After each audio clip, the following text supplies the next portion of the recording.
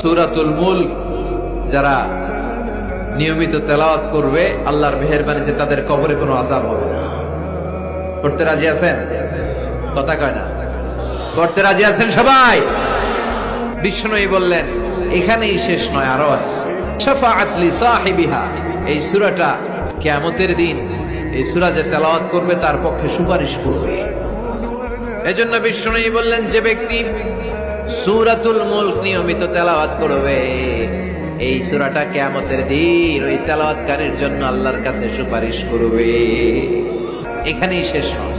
বিষ্ণুই বললেন খাসামাত আন সাহিবিহা, এই সূরা যে তেলাওয়াত করবে তার পক্ষে আল্লাহর সাথে এই সূরাটা দাঁড়িয়ে তার পক্ষ নিয়ে আল্লাহর সাথে তর্ক করবে, ঝগড়া করবে। আল্লাহ তুমি ওরে জান্নাত দিবা না কেন, ওরে মাফ করবা না কেন? তুমি না গফুর, তুমি না গফফার, তুমি না রহিম, তুমি না রহমান, তুমি মাফ করে দাও।